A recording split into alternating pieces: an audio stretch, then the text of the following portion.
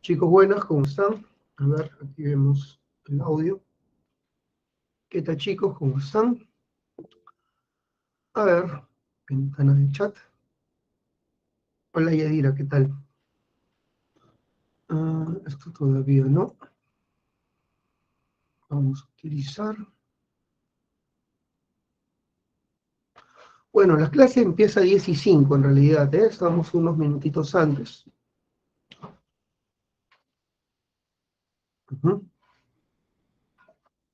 Ya estamos. Vamos esto por acá.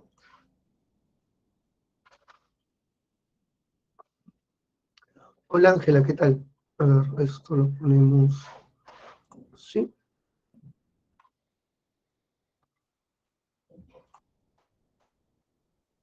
Ujú.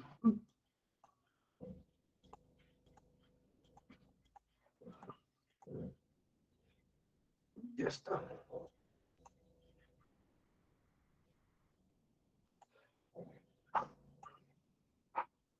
Ujú.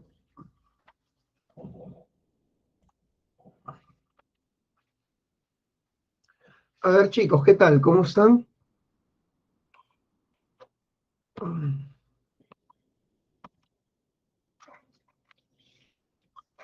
Qué gusto de poder estar con ustedes otra vez. En un minuto empezamos la clase. Hace frío.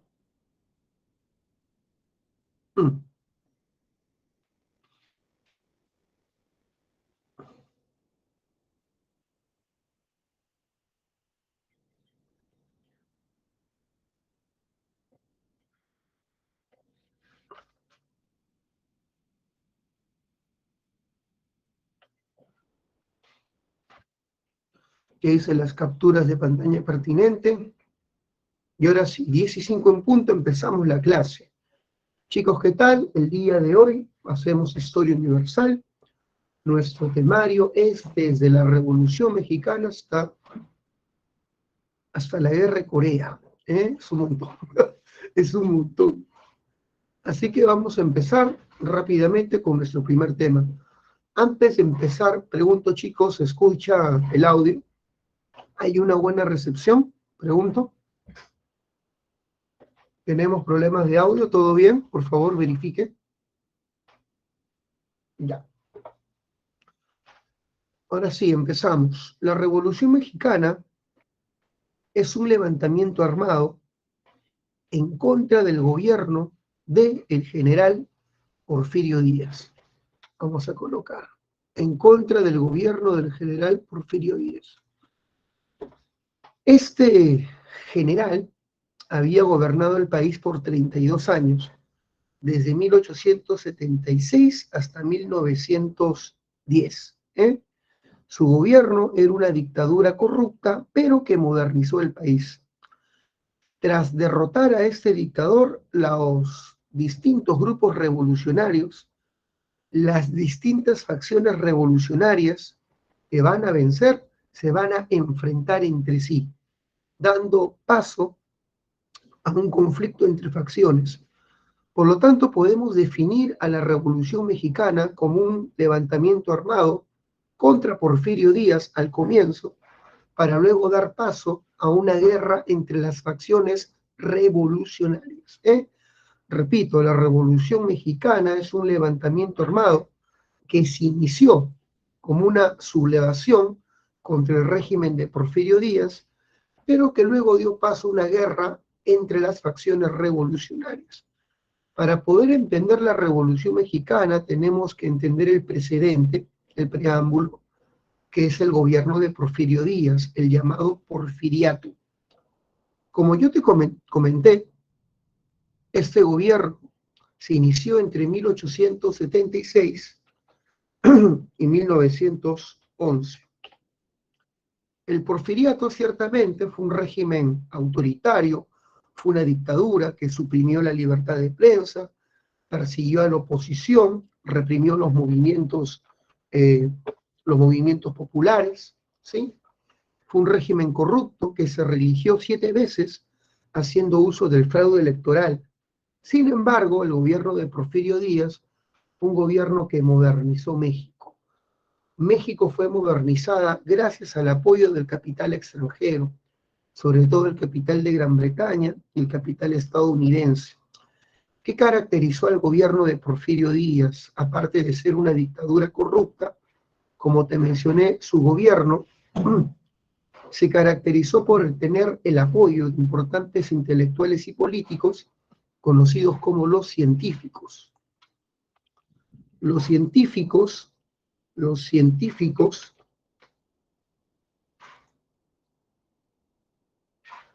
creo que no se escribió. Ahí está, sí estaba bien. Los científicos fueron los que hoy llamaríamos tecnócratas, un grupo de intelectuales y políticos que colaboraron con Porfirio Díaz para establecer una administración basada en principios racionales, guiados por la filosofía positivista. Los llamados científicos o tecnócratas del porfiriato establecieron un gobierno basado en los valores del orden y el progreso. El orden y el progreso. Orden y progreso era el lema de esta facción de políticos que implantaron una administración racional en el gobierno de Díaz. ¿Qué hizo Porfirio Díaz por su país? Bueno, lo primero que hizo Porfirio Díaz fue pacificar su país. Vamos a poner la pacificación. Las provincias mexicanas siempre eran sublevadas por los terribles caudillos que van a ser aplastados debido a que Díaz fortaleció el ejército y estableció una especie de guardia rural, una especie de ejército en provincias para aplastar a estos caudillos. Esta guardia rural no solamente ordenó políticamente las provincias, sino que combatió a los bandidos, combatió el bandolerismo. Para pacificar aún más las provincias, Porfirio Díaz hizo una alianza con los grandes hacendados, con los grandes terratenientes, permitiendo que estos concentren tierras. Durante su gobierno se da una gran concentración de tierras a favor de los hacendados, a través de una ley llamada Ley de los Terrenos Baldíos. Ley de los Terrenos Baldíos.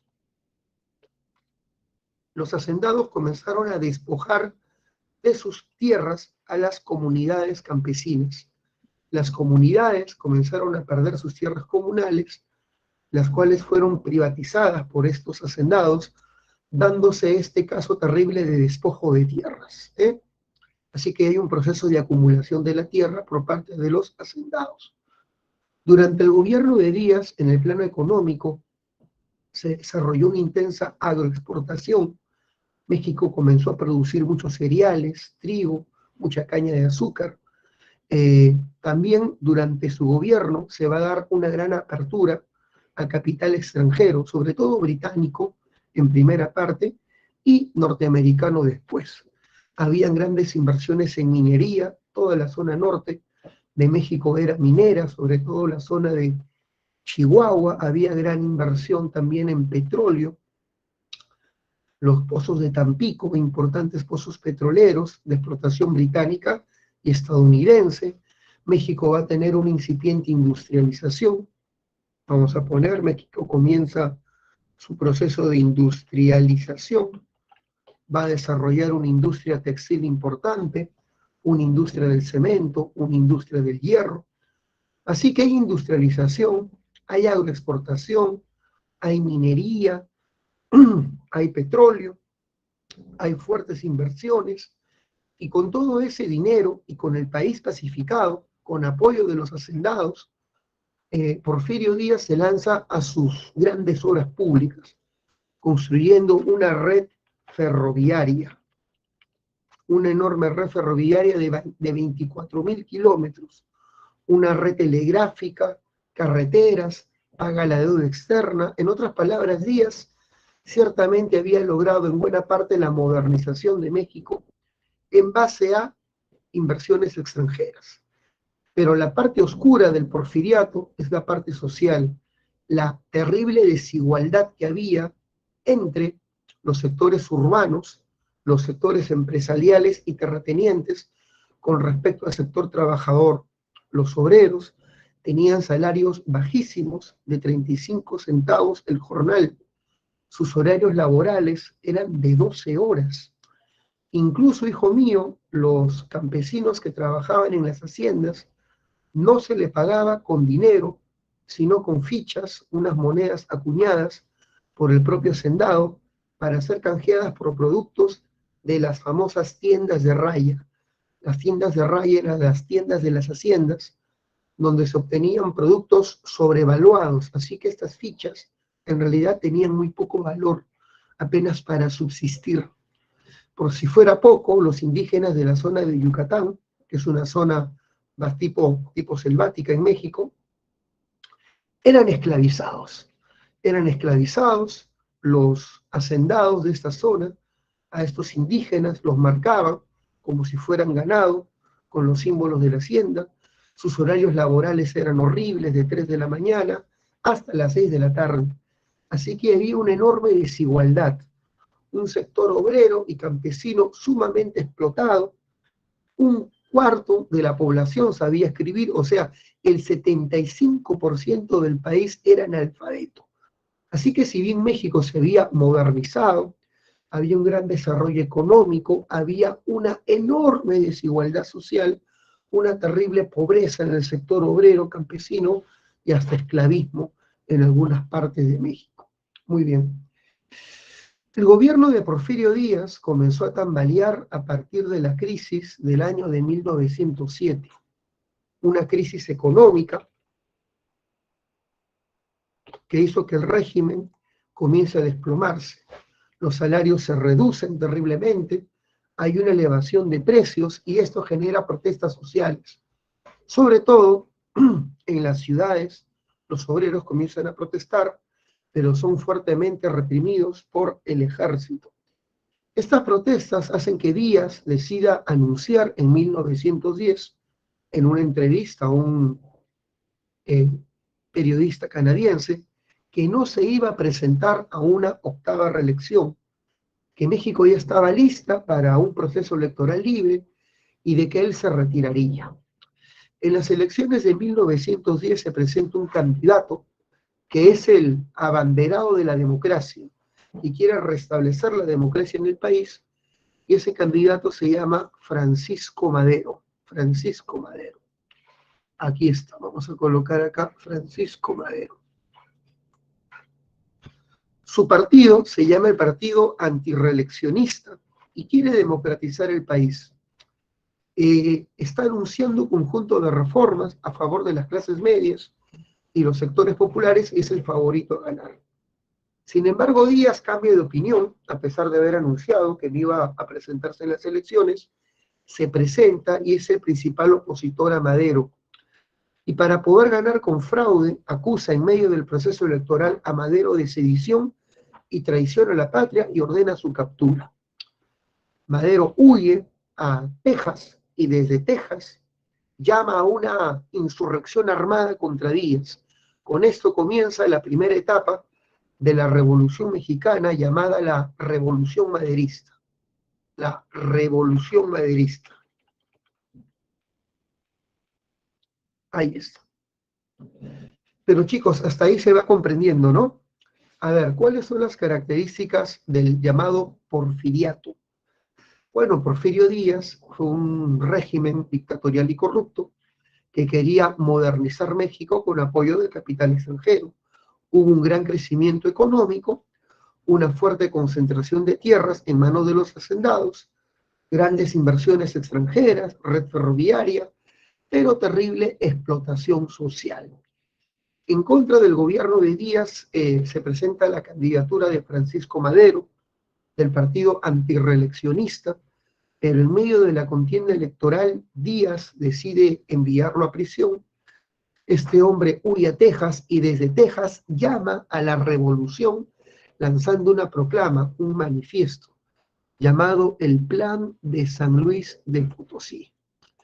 ¿En qué consiste este plan que marca el origen de la revolución maderista?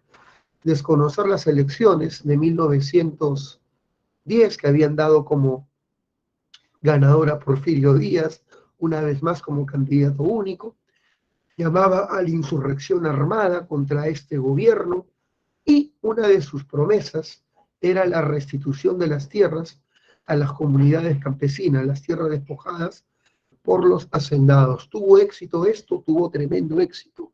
Levantó a todo el país y llamó a una fecha precisa para la revolución, 20 de noviembre, 6 de la tarde. Fue la única vez que alguien llamaba a una revolución para un día y una hora precisa. Todo el país se rebeló, formándose distintas facciones y grupos militares en los distintos estados de lo que viene a ser México. ¿Cuáles van a ser los caudillos militares más importantes que se van a sumar a la sublevación? En el norte tenemos a Pascual Orozco,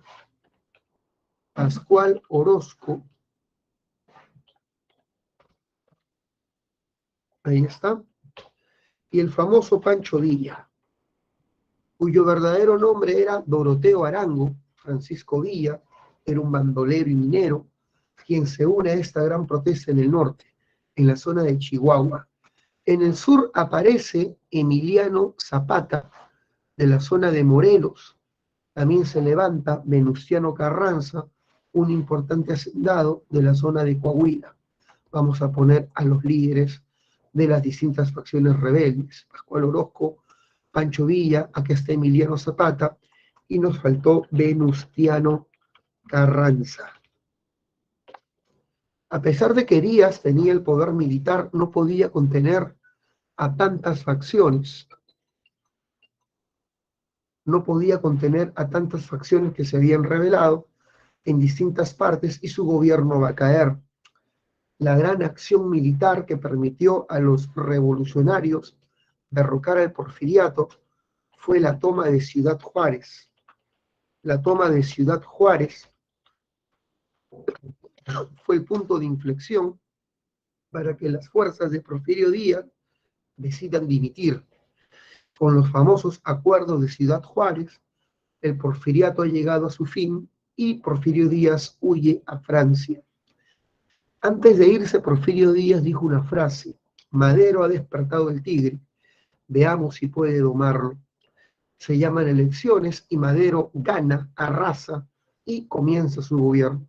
Comienza el gobierno de Francisco Madero. Ya llegamos aquí. Pregunto, chicos, ¿hasta ahí todo está claro? Pregunto, ¿vamos bien? ¿Vamos bien? La Revolución Mexicana es un tema nuevo, ¿eh? Que los profes de la pre estamos acostumbrándonos a dictar recién. Es un tema nuevo. Pero hasta ahí va bien, chicos, pregunto. Bueno, Yadira dice que está entendiendo. Muy bien, Ángela. Si por ahí alguien tiene una duda, por favor, emítala, ¿eh? Bueno, Francisco Madero, una vez que llega al poder, tiene un objetivo, que es pacificar el país, y para pacificar tiene que hacer que depongan las armas todos los grupos revolucionarios del país. Así que ordena eso, ¿no? Deponer las armas y licenciar las tropas. Sin embargo, hay dos grupos que se oponen a su gobierno. El primer grupo, que va a desestabilizar su gobierno, son los militares conservadores. Esos militares que querían retornar o restablecer el orden porfirista. Los militares porfiristas que querían restablecer un gobierno de corte autoritario. Los militares conservadores son los que se van a oponer a su gobierno, y el otro sector que desestabiliza su gobierno fue la facción revolucionaria, las facciones revolucionarias que querían el cumplimiento del plan de San Luis de Potosí. Cuando el cumplimiento total de este plan, cuando Madero llama a deponer las armas, el famoso líder de Morelos, Emiliano Zapata, se opone y dice que no va a deponer las armas hasta que se cumpla la restitución de tierras prometidas en el plan de San Luis de Potosí. Hay una entrevista entre Madero y Zapata. En esa entrevista, Zapata le dice: presidente, usted tiene que restituir inmediatamente las tierras a las comunidades, si no, no hay ningún acuerdo. Y en vano Francisco Madero quería convencerlo de que su gobierno primero debía consolidarse, de que una reforma agraria de tal envergadura requería planificación y tiempo, una compensación a los hacendados, que requería mayor tiempo para su ejecución, cosa que no entendió el caudillo del sur y se presentó en abierta insurrección. Se declara insurrecto al gobierno de Madero presentando su famoso Plan Ayala. El Plan Ayala llama a desconocer al gobierno de Madero por traidor a los intereses campesinos, por no cumplir con sus promesas agraristas. Emiliano Zapata exigía ante todo la restitución de las tierras y declara su estado de Morelos como un estado insurrecto a su gobierno, y por lo tanto Madero no tiene de otra que enviar tropas para combatir esta insurrección. Tras la insurrección de Zapata comienzan más rebeliones, se rebela Pascual Orozco en el norte y muchos generales porfiristas van a coordinar un golpe de Estado para derrotar a Madero. Estos famosos militares conservadores, como ya mencioné, querían restablecer el orden del porfirismo. ¿Quiénes eran estos generales? Tenemos a Bernardo Reyes, aquí está,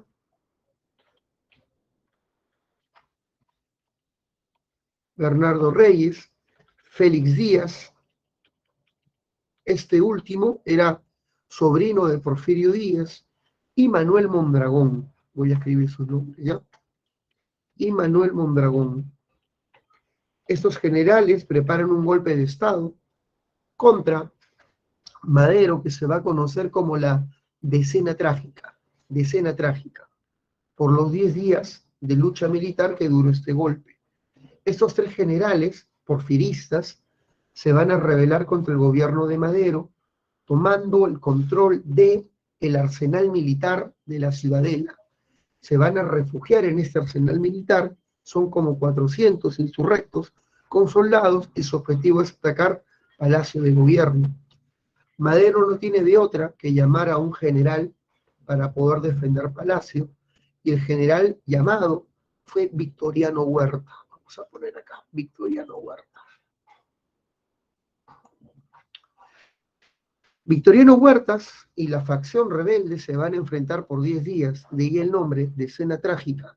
Pero era curioso que Huertas, con todo el poder del ejército, no pudiese derrotar solamente a 400 sublevados, así que todo el mundo decía que se venía la traición, y eso es lo que se iba a dar.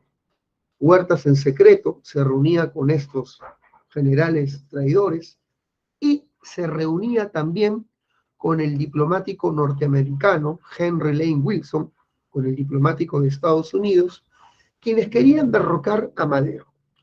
¿Por qué Estados Unidos quiere derrocar a Madero? El diplomático norteamericano consideraba que el gobierno de Madero generaba mucha inestabilidad para las inversiones norteamericanas, así que se hace un pacto entre los generales sublevados, Victoriano Huertas, y el diplomático norteamericano para derrotar a Madero, lo que se conoce como el Pacto de la Ciudadela.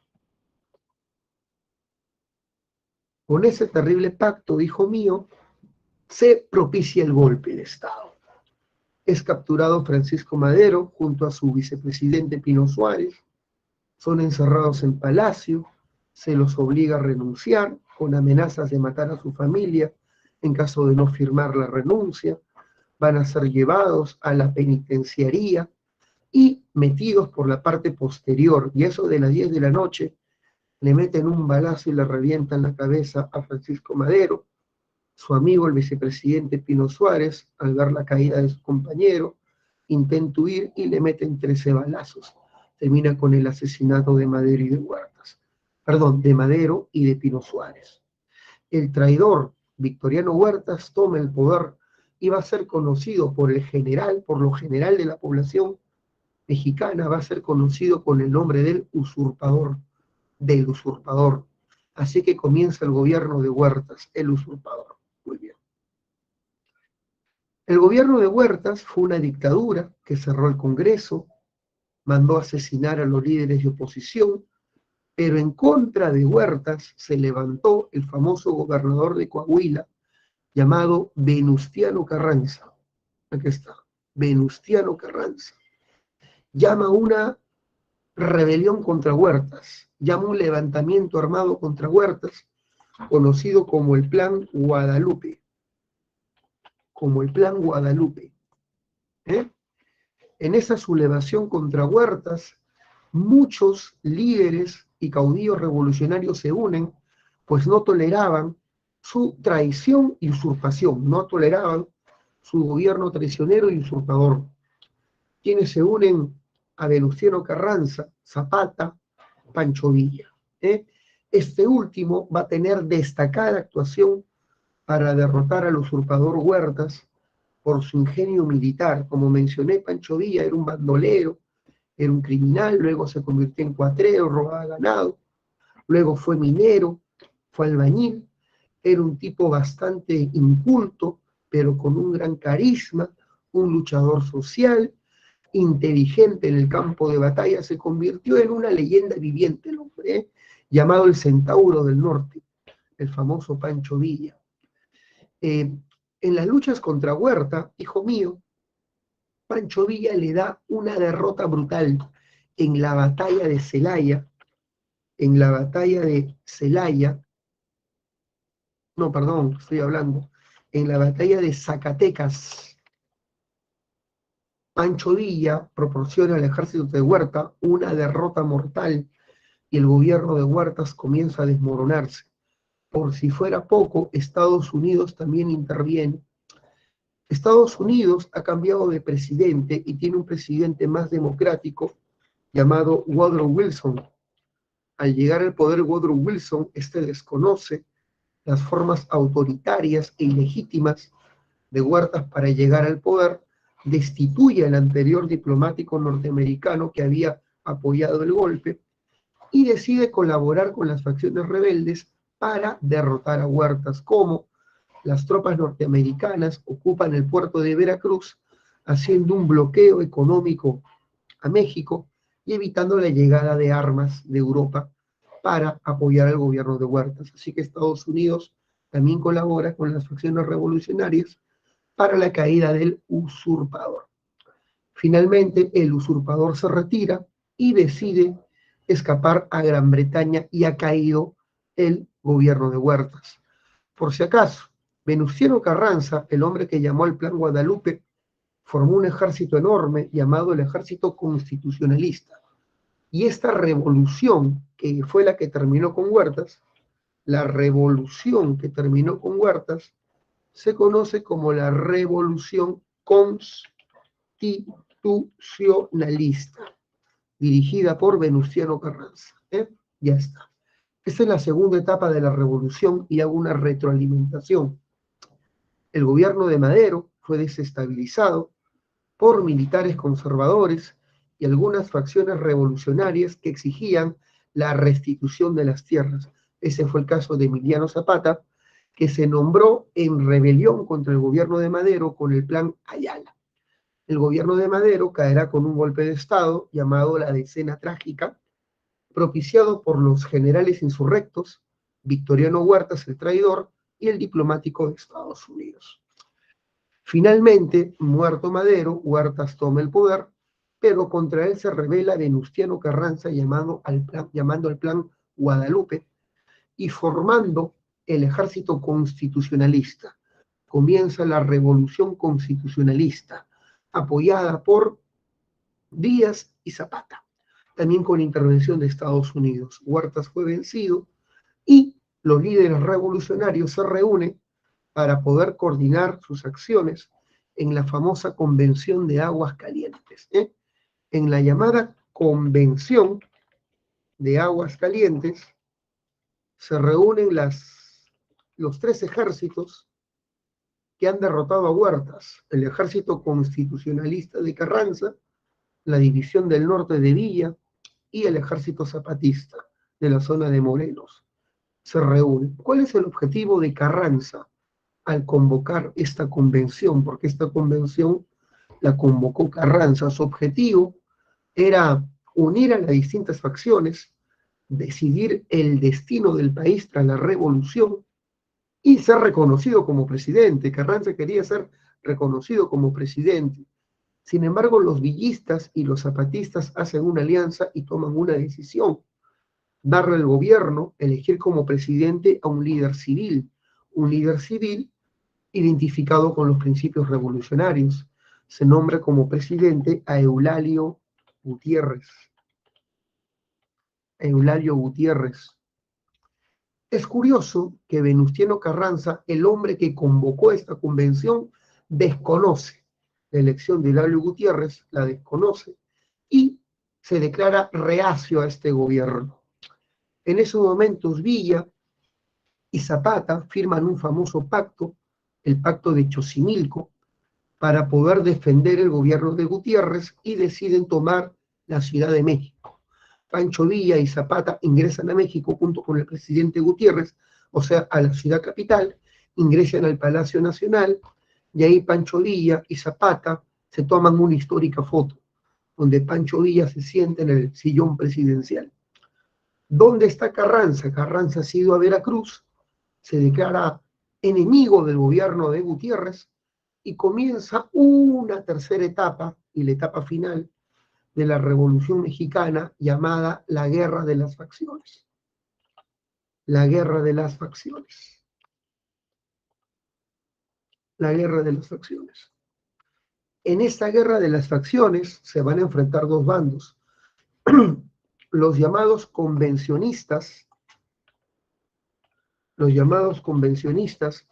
aquellos que se han adherido a los acuerdos de la Convención de Aguascalientes y que defienden el gobierno del líder civil Eulalio Gutiérrez, quienes conforman la facción convencionista, los villistas y los zapatistas, villistas y zapatistas, y por otro lado sus enemigos, los constitucionalistas de Carranza. Los constitucionalistas de Carranza. Carranza va a ser apoyado por un militar y caudillo de la zona de Sonora llamado Álvaro Obregón. Y este último era un excelente militar, que va a ser el dolor de cabeza de los líderes revolucionarios. Porque Álvaro Obregón con sus tropas comienza a derrotar a Villa en distintas batallas. Él es la pesadilla de Pancho Villa. Y Obregón aplasta al ejército de Villa en la famosa batalla de Celaya. Aunque no le fue fácil, porque en esta batalla, hijo mío, Álvaro Obregón, si bien ganó, perdió el brazo derecho. Pancho Villa va a ser derrotado en distintas batallas. ¿Por qué están ganando los constitucionalistas? Porque reciben el reconocimiento de Estados Unidos y el apoyo de Estados Unidos. El presidente Wilson conocía de que Venustiano Carranza, como hacendado y hombre de élite, tenía un proyecto de país para México, cosa que no tenían las facciones revolucionarias. Fue así, hijo mío, como al final de este conflicto, llamado Guerra de las Facciones, van a ganar los constitucionalistas. Pancho Villa, furioso con Estados Unidos por el apoyo a sus rivales, decide atacar este país, cruza la frontera y realiza un ataque a la ciudad norteamericana de Columbus, matando a 90 norteamericanos. Norteamérica da un grito al cielo y decide enviar la expedición punitiva. La expedición punitiva para poder acabar con Villa y capturarlo, pero fracasan debido a las acciones guerrilleras de Villa, quien evadía al ejército norteamericano, y debido al estallido de la Primera Guerra Mundial. Cuando estalla la Primera Guerra Mundial, Estados Unidos se prepara para su intervención en Europa, así que se retiran sin lograr capturar a Pancho Villa. Bueno, pues Venustiano Carranza, tras haber derrotado a las facciones enemigas, llama a elecciones y convoca al Congreso Constituyente, el cual promulga la Constitución que recoge todas las demandas de la Revolución. La Constitución de 1917, que es la Constitución vigente en México en la actualidad, y es la primera en reconocer muchos derechos laborales, como la reforma agraria, crea legislación a favor de los obreros, colocando condiciones laborales más dignas y mejores tiempos de trabajo, y es la Constitución que inicia la nacionalización de recursos. como el petróleo. Así que nacionalizar recursos, legislación obrera, reforma agraria son las grandes demandas populares recogidas por esta Constitución. Sin embargo, el gobierno de Carranza termina intempestivamente. Su hombre de confianza, Álvaro Obregón, termina matándolo, asesinándolo para tomar el poder. Al final, todos los que participaron de esta revolución terminan muertos. Emiliano Zapata fue muerto en el 19, Carranza lo mandó matar, Pancho Villa muere en el 23, lo manda a matar Álvaro Obregón, y Venustiano Carranza muere en 1920 en su guerra contra su ex aliado Álvaro Obregón, y Obregón morirá a manos del siguiente presidente. Así que todos mueren, chicos, todos mueren. Ya está. Ese fue el proceso de la Revolución Mexicana, chicos. ¿Se entendió? ¿Vamos bien? ¿Vamos bien? Dime, Yadira. Sí, Ashley. El Pacto de la Ciudadela fue el pacto entre Victoriano Huertas, el diplomático norteamericano, y los militares conservadores para derrotar a Francisco Madero en un golpe llamado la Decena Trágica. Muy bien. ¿Por qué se rebelaron contra Huertas? Porque llegó al poder de manera traicionera y usurpadora, con un golpe de Estado contra Francisco Madero, porque su gobierno era un régimen dictatorial. Huertas va a ser derrotado con la revolución constitucionalista llamado por Venustiano Carranza a través del Plan Guadalupe. ¿Ya? Muy bien. Ya pues chicos, entonces hemos tenido todo el proceso de la Revolución Mexicana, que es un tema nuevo y poco conocido por los alumnos en realidad. Uno de los temas que los alumnos recién están empezando a conocer. Muy bien, pero listo, hemos tenido todo el proceso. Entonces, para que Arianita se sienta feliz, vamos a hacer una especie de retro general. La Revolución Mexicana se inició como un levantamiento armado contra Porfirio Díaz, pero luego derivó en una guerra entre las facciones revolucionarias. La Revolución Mexicana se divide en tres momentos, Arianita. La Revolución Maderista, la Revolución Constitucionalista y la guerra entre las facciones. La Revolución Maderista fue iniciada por Francisco Madero, que llamó a desconocer el triunfo de Díaz en las elecciones con el famoso Plan de San Luis de Potosí. Plan de San Luis de Potosí. ¿Ya? La Revolución Constitucionalista fue llamada por Venustiano Carranza a través del Plan Guadalupe para poder desconocer el gobierno usurpador de Victoriano Huertas, y la guerra entre las facciones fue una guerra entre dos bandos, los convencionistas y los constitucionalistas.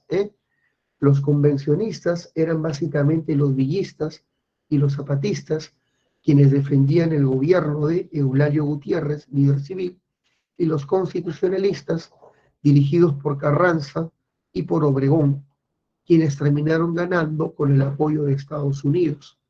Finalmente, la constitución que recoge todas las demandas es la Constitución de 1917, la Constitución vigente de México. Ya pues chicos, básicamente ese es el repaso de la Revolución Mexicana. Y ahora sí pasaremos a un tema más conocido, que es la Revolución Rusa. Conclusión, todo es traición. Todos mueren, todo es traición. Y bueno, pues, sigamos. Comenzamos, hijo mío, con la Revolución Rusa. La Revolución Rusa es el proceso revolucionario que estalló en el año de 1917. Tomemos en cuenta que en Rusia hay dos revoluciones. Revolución de 1905 y Revolución de 1917. La que viene en los exámenes es la Revolución del 17, llamada Revolución Soviética, y que estalló en el contexto de la Primera Guerra Mundial. Debes saber que Rusia tuvo una revolución previa, la de 1905, que no viene mucho y que se desarrolló en el contexto de la guerra ruso-japonesa.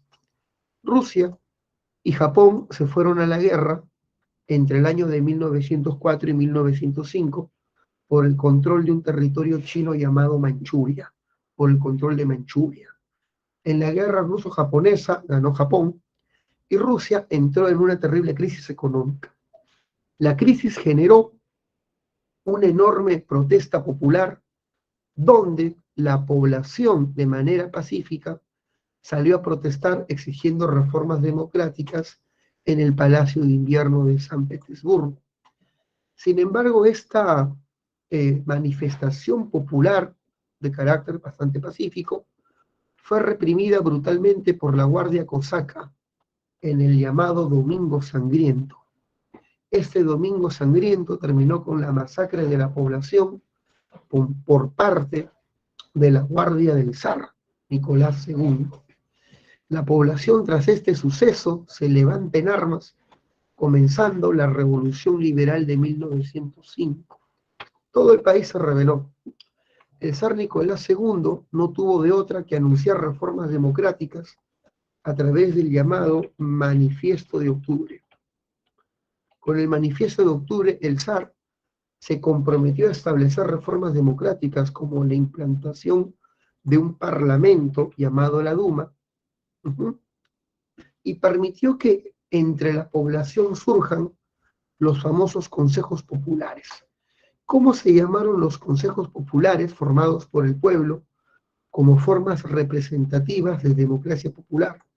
Esos consejos populares se llamaron los soviets. Repito, los soviets son los consejos populares. Tienes que saber que la revolución liberal de 1905 fue una revolución burguesa, liberal, que buscaba democratizar el país, pero que a la larga fracasó. ¿Y por qué decimos que fracasó? Porque cuando el zar recuperó el control del país y su ejército se fortaleció, deshizo sus reformas liberales, cerró el parlamento y regresó a la dictadura, también conocida como la autocracia zarista. Así que, hijo mío, es una revolución que no viene mucho, pero la estoy desarrollando. La revolución rusa de 1905 fue una revolución liberal que exigía reformas democráticas y que a la larga fracasó, porque el zar deshizo estas reformas regresando a la autocracia. Como la revolución de 1905 no solucionó los problemas del país, en Rusia va a estallar una revolución más violenta, más brutal, la de 1917, llamada Revolución Soviética. Y esta va a estallar en el contexto de la Primera Guerra Mundial. Chicos, hasta ahí vamos bien. Ideas fuerza. La guerra ruso-japonesa generó una crisis terrible en el país que derivó en levantamientos populares que fueron masacrados con el llamado Domingo Sangriento, siendo este el origen de la Revolución Rusa de 1905, que es una revolución burguesa que a lo largo fracasó porque las reformas democráticas finalmente fueron suprimidas, regresando a la dictadura. Hasta ahí vamos bien, chicos, vamos bien, pregunto. Pregunto, ¿vamos bien, chicos?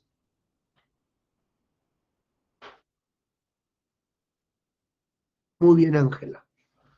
Muy bien, Ángela. Muy bien, Camila. Ahora sí, el tema que nos compete, lo que sí viene, ¿eh? Porque Revolución Mexicana hasta ahora no ha venido. Hasta ahora no ha venido. Es un nuevo tema que está ingresando y hasta ahora no ha venido. Yo creo que va a venir de acá unos exámenes más, mientras que se está preparando y los alumnos están asimilando el tema. Y, hijo mío, viene la Revolución Rosa de 1905, que ha venido una vez ha venido en exámenes de admisión. ¿Eh? Pero ahora viene la Revolución Rusa de 1917, esta viene bastante más. La Revolución Rusa del 17 no está en el Boletín Germán, pero está en la PPT y la estamos desarrollando. ¿Eh? se va a incluir en el siguiente ciclo sí o sí. En el siguiente ciclo sí o sí. Y no te preocupes porque no creo que venga en ese examen, ¿eh? Porque es tema nuevo, el alumno recién se está acostumbrando, ¿eh? Ahora sí, sigamos. Pasamos con la Revolución Rusa del 17. Esta revolución fue la revolución que destituyó, eliminó el régimen zarista.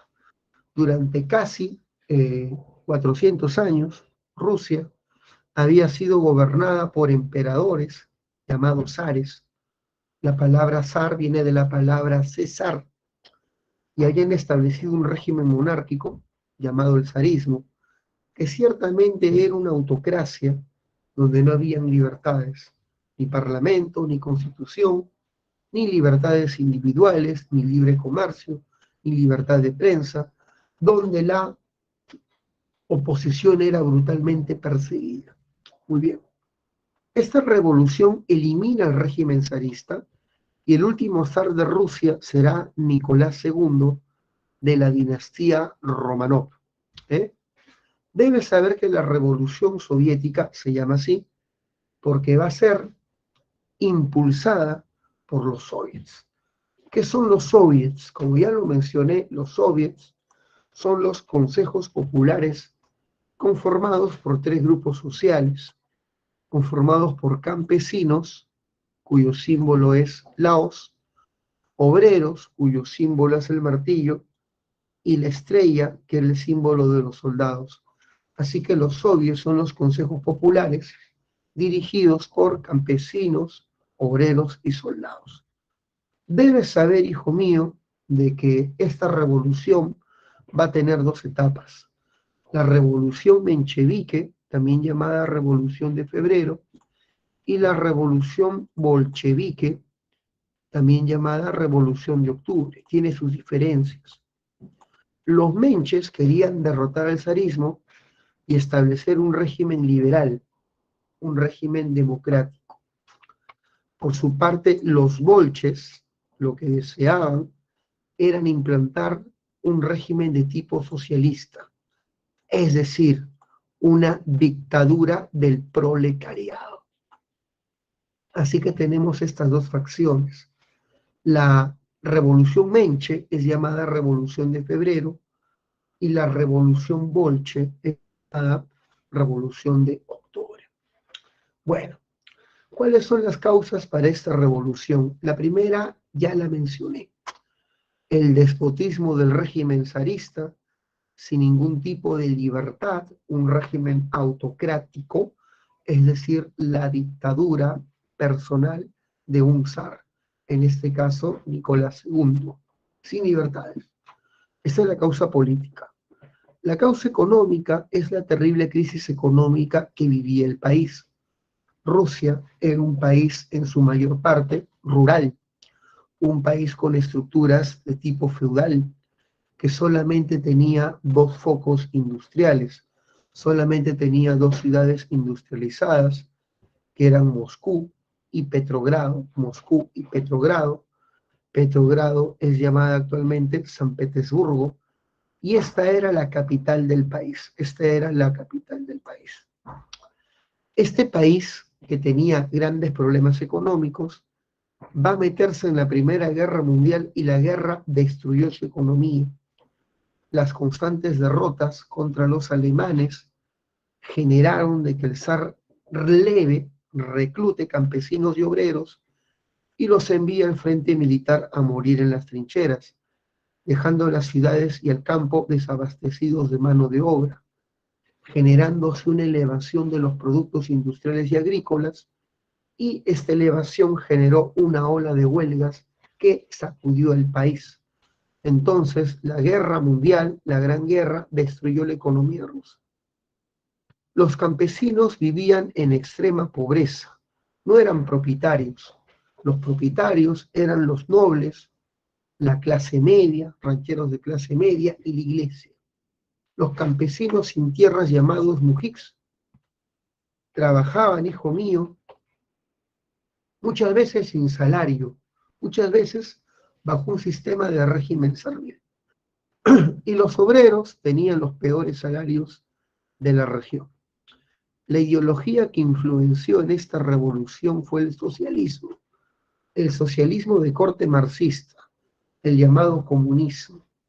Este socialismo promueve una revolución armada del sector proletario para que el obrero tome el poder y establezca su dictadura de clase. Una de las más importantes propuestas del socialismo es, sin duda alguna, abolir la propiedad privada, ya que para el marxismo la propiedad privada es la causa de la desigualdad. ¿Qué partido recoge estas ideas de corte socialista? El partido Bolche. Y el líder del partido Bolche es este personaje que sin duda es el más emblemático de esta revolución, Vladimir Ilich Ulyanov, más conocido como Lenin. Ya está. La revolución de febrero estalló con una huelga en Petrogrado, donde la población se rebeló por la crisis económica. Fue tan grande la insurrección que los cuerpos policiales no pudieron contenerlos y el zar llamó a las tropas. Las tropas fueron ordenadas de abrir fuego contra la gente, pero los soldados se opusieron porque la gente que protestaba eran sus hermanos de clase social, obreros y campesinos. Incluso tenían familiares en la protesta y se negaron a abrir fuego. Los soldados que se negaron fueron fusilados por orden de los oficiales y muchos regimientos se sublevan contra sus oficiales y se unen a la revolución. Esa puede ser una buena pregunta de Eco. ¿Por qué triunfó la revolución de febrero? Porque el ejército se une a la huelga. Debes saber que el zar al enterarse de esto decide abdicar, renunciar, y el poder es transferido al parlamento. ¿Cómo se llama el parlamento ruso? Se llama la Duma. El poder se pasa al parlamento, se establece un régimen liberal republicano, y el parlamento nombra como cabeza de Estado, como ministro a Alexander Kerensky. Él es el nuevo gobernante de Rusia y tiene como misión, hijo mío, solucionar los tres principales problemas del país: subir salarios, una reforma agraria y sobre todo sacar a Rusia de la guerra, porque la guerra está desangrando el país. Kerensky se presenta ante los diplomáticos alemanes, propone una salida al conflicto, pero ¿qué piden los alemanes? Tierras, piden Polonia, piden Finlandia, piden Ucrania. ¿Y qué dice Kerensky? Ya, ñanga, ñangoski en ruso. Y debes saber de que continúa con la guerra. Al continuar con la guerra, él está prolongando la crisis y su gobierno no representó en medida alguna algún beneficio para su país. Por eso es que su gobierno cayó en desprestigio. Si te preguntan por qué Kerensky va a ser derrotado, porque Kerensky, hijo mío, no sacó al país de la guerra. ¿Por qué Kerensky es vencido? Porque no saca al país de la guerra imperialista. Muy bien. En medio de la impopularidad de su gobierno, aparece Vladimir Lenin, quien llega desde Suiza en un famoso tren. Lenin, en el viaje hacia Rusia, está escribiendo una de las más famosas tesis de la historia, las tesis de Abril, una de sus obras cumbres. En estas tesis, Lenin denuncia que el gobierno de Kerensky es un gobierno pro-burgués, un gobierno interesado más que nada en la expansión imperialista del país y que no le interesan las demandas campesinas y obreras. En las tesis de Abril, Lenin propone un gobierno socialista para Rusia y resume sus frases de gobierno o su plan de gobierno para Rusia en el lema pan, tierra y paz. ¿Qué significa pan? Elevación de salarios, tierra, reforma agraria y paz, sacar al país de la Primera Guerra Mundial. Lenin tiene otro lema famoso al llegar a Rusia: abajo la Duma, o sea, abajo el Parlamento, y todo el poder a los soviets, todo el poder a los consejos populares. En este famoso cuadro, Lenin proclama el poder de los soviets.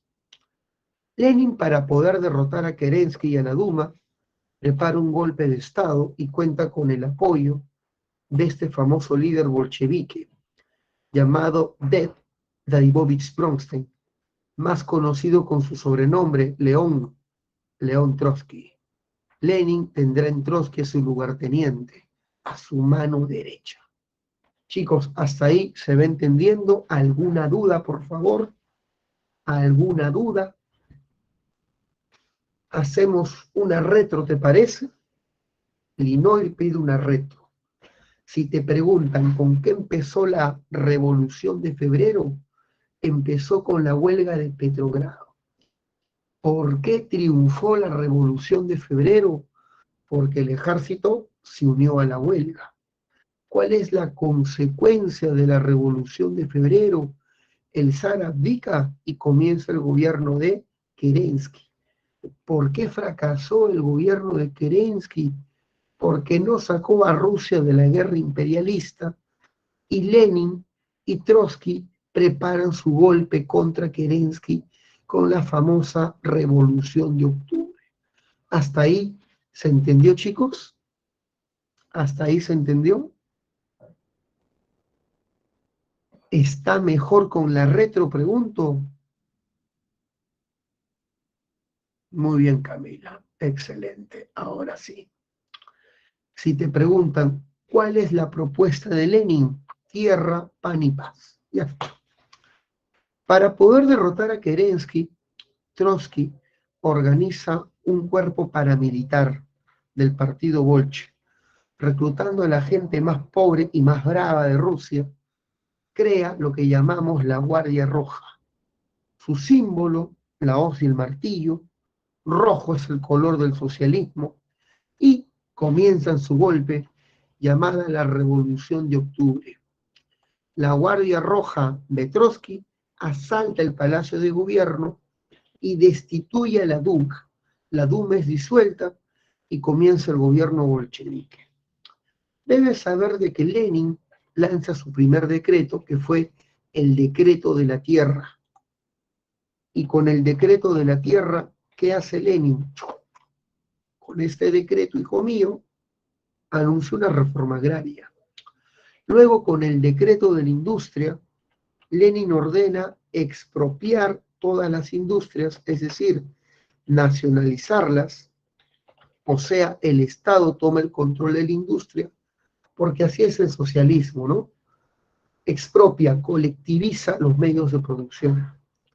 Y luego, con el decreto de la paz, Lenin saca al país de la Primera Guerra Mundial, firmando el Tratado de Brest-Litovsk. Sin embargo, hijo mío, el gobierno de Lenin anuncia que en el futuro va a eliminar la propiedad privada, y eso es algo que no es del gusto para la burguesía, nobleza y clero. La élite del país se une para evitar el triunfo de la Revolución Roja Comunista que atenta contra la propiedad, y van a formar una fuerza contrarrevolucionaria llamado el Ejército Blanco.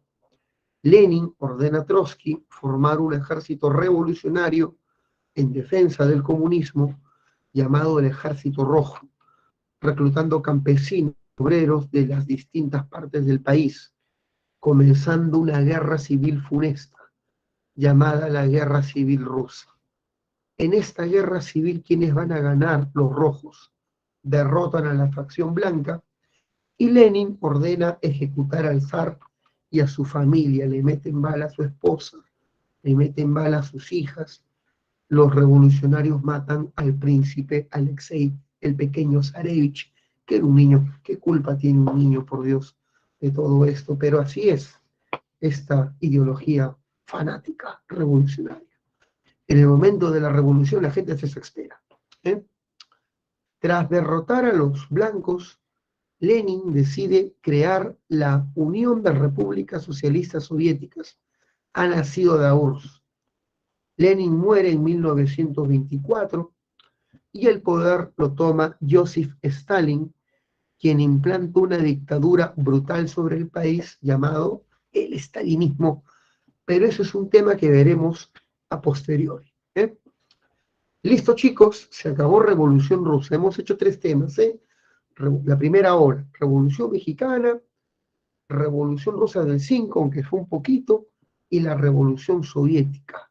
Ahora nos mandamos en esta media hora a hacer el crack y el fascismo, para hacer la siguiente media hora la Segunda Guerra Mundial y dejarnos tranquilo con la Guerra Fría para la parte final. Muy bien. A ver, ¿hasta ahí vamos bien, chicos? ¿Vamos bien? ¿Alguna pregunta? A Lenin le meten un balazo, Linor, en la columna vertebral. Lenin muere producto de esta bala alojada en su columna, porque no se la pueden sacar, porque había peligro de dejarlo pues parapléjico. A Lenin le ponen bastante morfina para que pueda soportar los dolores, pero finalmente muere por un paro cardíaco. A Lenin no lo entierran, lo colocan en una especie de ataúd de cristal y su cuerpo se sigue conservando bajo el efecto de agentes químicos. Tú puedes ver a Lenin en vivo y en directo, Linor. Si algún día vas a Rusia, te vas a la Plaza Rosa, a la Plaza Roja, dije Plaza Rosa, a la Plaza Roja de Moscú, y ahí vas a ver el cuerpo de Lenin conservado hasta el día de hoy. No, Yadira, la Revolución de Octubre es la revolución de los bolches, de los socialistas, la revolución de la facción comunista, de Lenin y Trotsky, quienes quieren derrotar al gobierno liberal de Kerensky, quieren derrotar a la Duma, porque la Duma no sacó a Rusia de la guerra imperialista. Menos mal que preguntaste, ¿eh? La revolución que va contra los nobles y contra el zar es la revolución de febrero. La de febrero es la que derrota al zarismo, ¿eh? La que empieza con la huelga de Petrogrado. Menos mal que preguntaste ya. Muy bien. Pasamos a la crisis del capitalismo. A ver, el sistema capitalista entra en crisis en el año de 1929, después de un gran periodo de bonanza. Estados Unidos atravesó un periodo de crecimiento económico inusitado, los locos años 20. Este periodo de crecimiento se dio tras la Primera Guerra Mundial, en la que Norteamérica abastece a Europa de mercancías y capitales. Gran crecimiento económico. Cabarets, aparece Broadway, Hollywood, supermercados. Norteamérica se convierte en una sociedad de consumo. Acá podemos ver, hijo mío, un cartel que habla sobre la confianza de Estados Unidos sobre su futuro. El estándar de vida más grande del mundo. No hay nada como el estilo americano. Muy bien. Sin embargo, este sueño hermoso termina con la peor de las pesadillas, el crack. ¿Qué es el crack?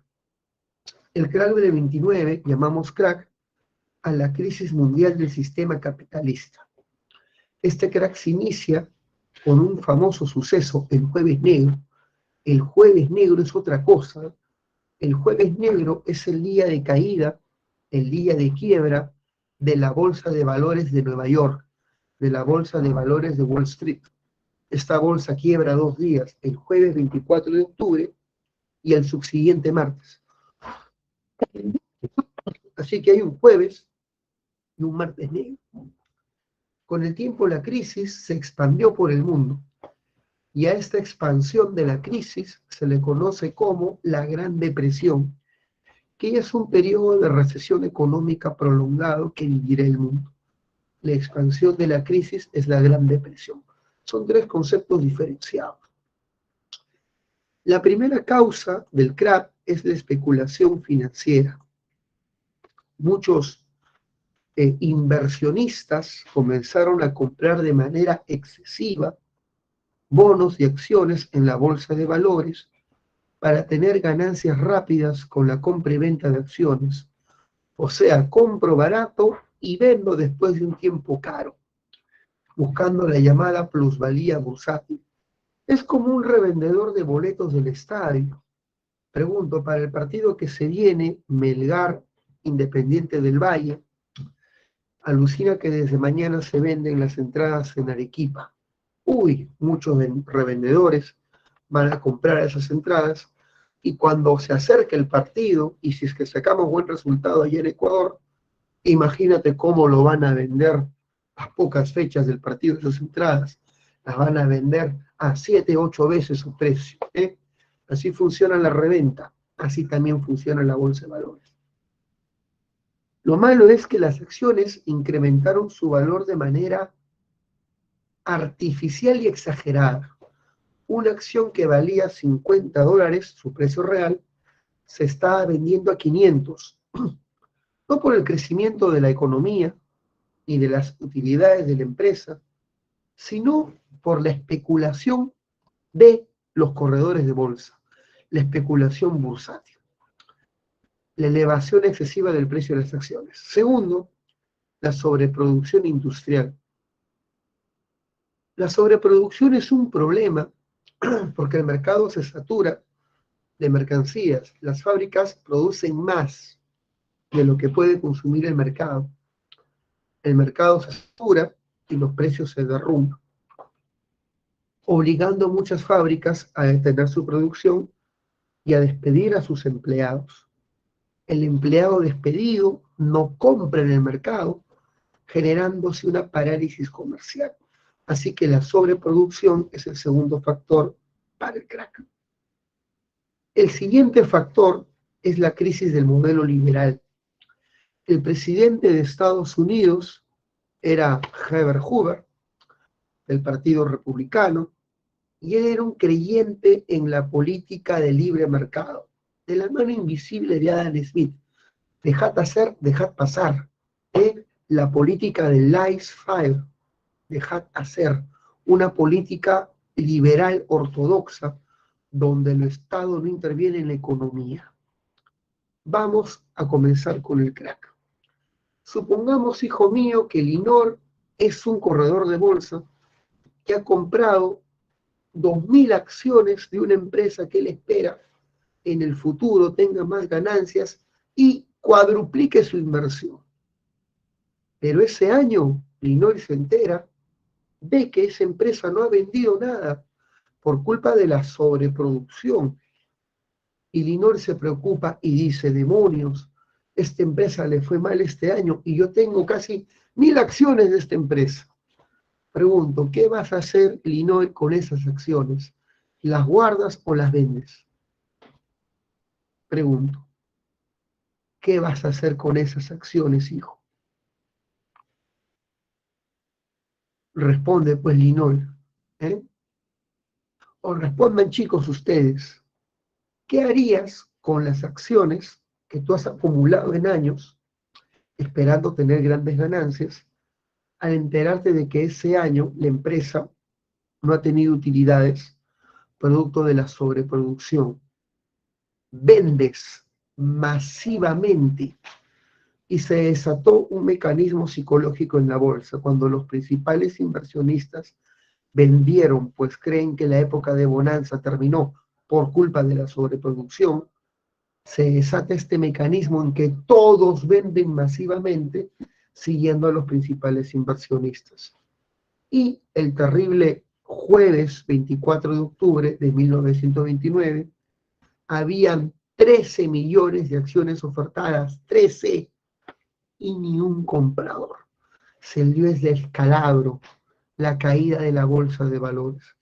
¿Se pudo evitar? Sí, si el Estado hubiese colocado límites a la producción, si el Estado hubiese evitado la especulación bursátil, pero el Estado no iba a evitar nada. ¿Por qué? Porque era un Estado ultraliberal. Dejad hacer, dejad pasar, la mano invisible. Bueno, pues, si no regulas ni pones orden, esto acabó en un desastre. Debes saber, hijo mío, que la primera área de la economía que fue afectada fue el sector financiero, la banca. La banca está bien vinculada al sector bursátil. Hijo, te pregunto, si tú tienes tus ahorros de tu vida en un banco y te enteras que el banco ha estado especulando con acciones y que el banco va a tener pérdidas enormes, ¿tú qué haces con tu dinero? ¿Lo mantienes o lo retiras? ¿Qué hace y la gente se fue a retirar masivamente su plata? Hoy, colas de miles y miles de personas sacando su dinero en los bancos. Los bancos quiebran 2.000 bancos en menos de un mes. Los bancos son los que dan préstamos a las fábricas y las fábricas sin préstamos quiebran. Quiebra de las fábricas y cuando las fábricas quiebran, despiden a la gente. Desempleados, desempleo generalizado. Norteamérica llega a una cifra, ay mamita, de 14 millones de desempleados. Ni el Perú en su peor época ha tenido tanto desempleado, por Dios. Debes saber, hijo mío, que la gente sin empleo no compra y al no comprar se da una parálisis comercial, la moneda se devalúa. La crisis se expande mundialmente, porque si Estados Unidos ya no compra materias primas, el Perú y los países de Latinoamérica ya no exportan. El Perú exportaba azúcar, algodón, ¿te acuerdas? No cobre, en la República Aristocrática, en el Oncenio de Leguía. El Perú ya no exporta. Así que la crisis llega a Latinoamérica y la crisis llega a Europa, porque Europa se queda sin inversiones norteamericanas y Estados Unidos exige la restitución de los créditos en Europa. La crisis golpea terriblemente muchos países como Alemania. En Alemania el crack hace que las personas deban comer carne de perro, carne de caballo. La moneda alemana se devalúa brutalmente, no valía nada. Las niñas tenían que prostituirse por pan. Y adivina qué sistema de gobierno pierde prestigio, la democracia. Pierde prestigio a nivel internacional. ¿Y quiénes cosechan los frutos de la caída de la democracia? Las posturas autoritarias. Hitler decía en Alemania, estos son los frutos de la democracia: miseria, crisis, pobreza. Voten por el nazismo. Yo os sacaré de la pobreza. Y cuando la gente está desesperada, creen cualquier estupidez. Y los nazis pasan de 7 a 23 millones de votantes. Por Dios, cómo es la crisis, ¿no? Nos hace siempre tomar las peores decisiones. Hace poco hemos visto en el Perú una crisis de la pandemia. La economía sigue golpeada, pero en plena pandemia era terrible, ¿te acuerdas, no? Y en plena pandemia, proceso electoral, y la gente estaba desesperada, desesperada, y creen cualquier cosa, ¿eh? Los más pobres en un país de ricos. Muy bien, ahí está el resultado. Ahora debes saber, hijo mío, de que en medio de esta coyuntura terrible, aparece un hombre para poder salvar a Estados Unidos de la crisis. Este hombre es del Partido Republicano, se llama Franklin Delano Roosevelt, y este hombre quiere aplicar un paquete de rescate económico llamado el New Deal. El New Deal está basado en las ideas del famoso Nobel de Economía John Maynard Keynes, y Keynes dice que la causa del crack es la reducción de la demanda. ¿Cómo puedes solucionar la reducción de la demanda? Bueno, el sector privado está destruido, así que le toca al Estado. El Estado debe reactivar la demanda a través del gasto público, haciendo obras públicas. ¿Cómo el Estado va a recuperar todo su gasto? Por los impuestos y tributos. Así que el Estado emprendió un programa de grandes obras públicas, obras de irrigación en el Valle del Tennessee, la represa Hoover, se construye la cara de los presidentes en el monte Rushmore. No sé si has visto la cara de Lincoln. ¿Han visto, no? La cara de Washington. ¿Han visto ese monte, no? ¿O no han visto? Chicos, el monte Rushmore, ¿no han visto esos rostros gigantes? de los presidentes tallados en Estados Unidos, que salen Phineas y Ferb. Incluso en el anime Naruto, a los Hokage se los representa de manera icónica en esa montaña, como una especie de paralelismo al monte Rushmore, ¿no? Claro, con dibujitos sin tiendas, dice Yadira. Muy bien. La cara de Naruto aparece luego, ¿no? El séptimo Hokage. Ya está. Y debes saber de que Roosevelt crea los programas de seguridad social, permitiendo que los obreros formen sindicatos, estableciendo una ley de salarios mínimos, estableciendo horarios laborales. O sea, el Estado interviene en la economía y la economía se fue reactivando. Ahora pasemos a una ideología de terror que el mundo no debe volver a ver, el fascismo. Bueno, hasta ahí se entendió, chicos, todo el tema del crack. Se comprendió el tema del crack y cómo Norteamérica se fue recuperando. Por favor, verifiquen. Muy bien, Yadira, muy bien, Dayanita. Pasamos al fascismo. El fascismo es una ideología y un movimiento político de ultraderecha, cuyo principal objetivo era combatir las ideas socialistas, combatir el comunismo. Este movimiento político fue impulsado por los famosos líderes de clase media. Hitler, Mussolini, el primero es alemán, el segundo es italiano, y Francisco Franco, el tercero es español. Todos eran líderes de clase media, de clase media.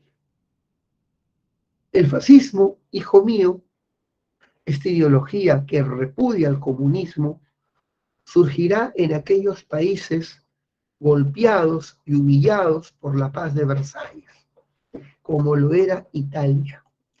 Tú dirás, profesor, pero Italia era un país que ganó la Primera Guerra Mundial, estaba en el bando ganador, se cambió de equipo estratégicamente, se pasó de la Triple Alianza a la Triple Entente para obtener territorios balcánicos, sí, pero las compensaciones que les dieron fueron bastante tristes y escasas. Lo que más pedía Italia en los Balcanes, el FIUM, se lo dieron a Yugoslavia y sus compensaciones fueron bastante magras a pesar de perder miles de hombres en el conflicto. Italia se sintió engañada, traicionada y tiene un sentimiento de humillación nacional. Ahí donde hay este sentimiento de humillación nacional surge el fascismo.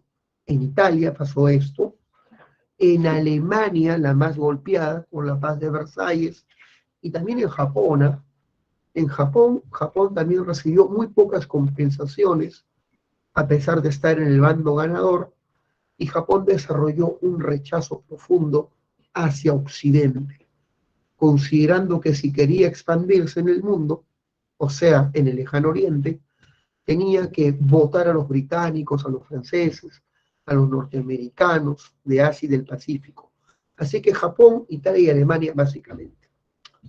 El fascismo se desarrolla en aquellos países con una terrible crisis económica, como lo que pasó con Alemania, pues no, tras el crack, o lo que pasó con Italia tras la Primera Guerra Mundial.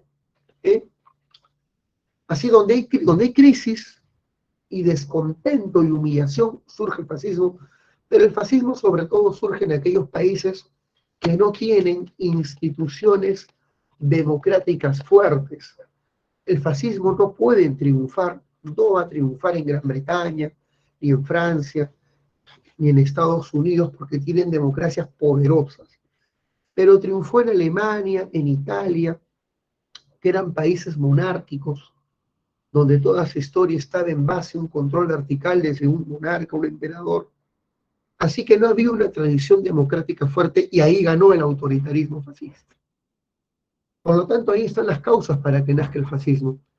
¿Cuáles son las características? ¿Qué propone el fascismo? El fascismo propone un régimen autoritario que elimine las libertades civiles y un partido, en este caso el partido fascista, toma el control de todas las instituciones.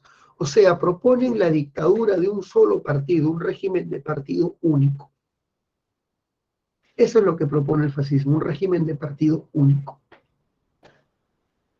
Este partido único impone su ideología a toda la población a través de la eliminación de los derechos civiles. Ese es el totalitarismo. Es el copamiento del Estado por un solo partido. Y el Estado toma el control de todas las áreas de la vida. El fascismo desprecia la democracia, pues considera que la democracia es débil para combatir al comunismo. Así que la democracia debe ser suprimida y colocar en su reemplazo al Estado totalitario. El fascismo repudia el comunismo, pues el fascismo ha nacido para defender la propiedad privada de la amenaza roja, de la amenaza bolchevique, dicen ellos. Y el fascismo justifica su actuar violento con el llamado ultranacionalismo. Lo hacemos todo en defensa de la nación. Pero es un nacionalismo radical, extremista, narcisista, también llamado chauvinismo. Un nacionalismo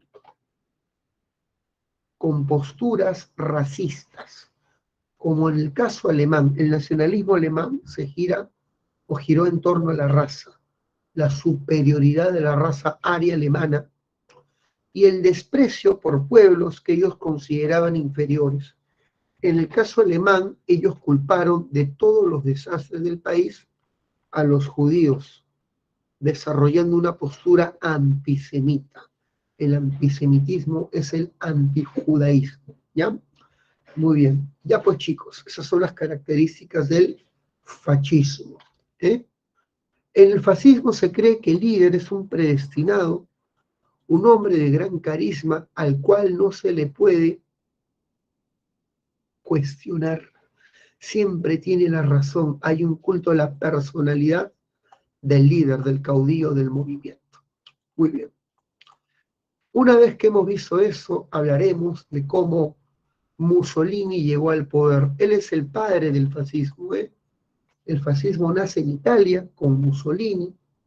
El fascismo llega a Alemania con Hitler. Solo que el fascismo alemán se llama nazismo. Y el fascismo también va a llegar a España.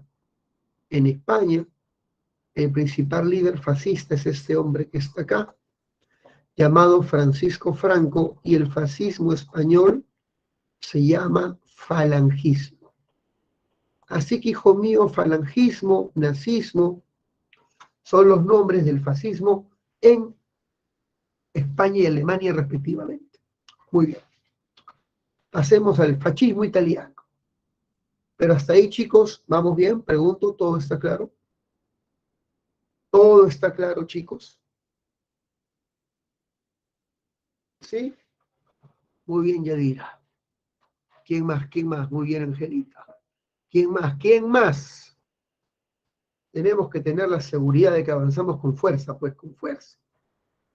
Muy bien. Muy bien, Ashley, gracias. Muy bien, Camila. Las chicas poderosas son las que apoyan en la clase. Bueno. Mussolini funda el Partido Nacional Fascista en 1921 y Mussolini crea una guardia paramilitar de este partido, los Camisas Negras. ¿Cuál es la función de este grupo paramilitar?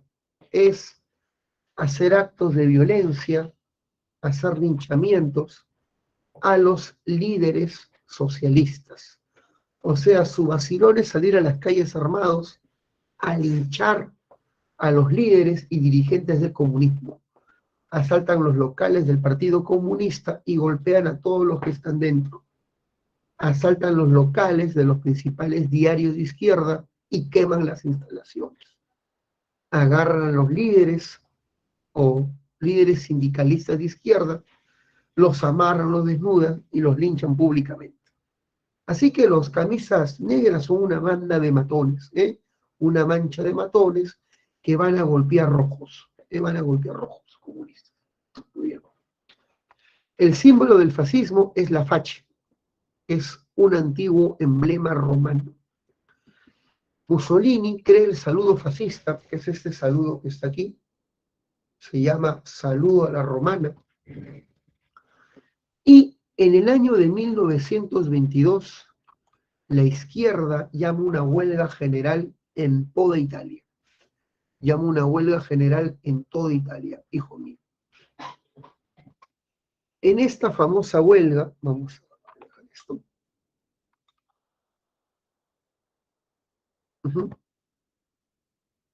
En esta famosa huelga, el rey de Italia, Víctor Manuel, no sabía cómo contenerla. Tú sabes que una huelga jamás beneficia al gobierno ni a la economía. Una huelga siempre desestabiliza la actividad económica. Y Mussolini le dijo al rey de Italia, si usted no tiene el poder de combatir a la huelga ni a los rojos, voy a demostrarle cómo se hace. Salió con sus camisas negras, armados hasta los dientes, se fueron a las estaciones de tren, se fueron a los mercados, se fueron a los principales negocios para mantenerlos abiertos, metiéndole bala a cualquier intento de huelga planeado por los sindicatos. Así que la huelga fracasó. Los fascistas neutralizan la huelga y le dicen al rey de Italia, ya ves, así se hace, ve, vamos a enseñarte cómo se gobierna. Y hacen un golpe de Estado. 100.000 camisas negras marchan hacia el Palacio de Gobierno en Roma y con la famosa marcha sobre Roma obligan al rey Víctor Manuel III a nombrar a Mussolini primer ministro. Ahora este se convierte en ministro con este golpe militar. Utilizando la extorsión, el asesinato, el linchamiento, Mussolini comenzó a deshacerse de uno a uno con los diputados de oposición. Todos los diputados y senadores de oposición o fueron asesinados, o amedrentados, coaccionados, sus familiares raptados, a cambio de que estos renuncien a sus bancadas y a sus curules en el Parlamento. Y tú dirás, ¿y la policía qué hizo? Nada.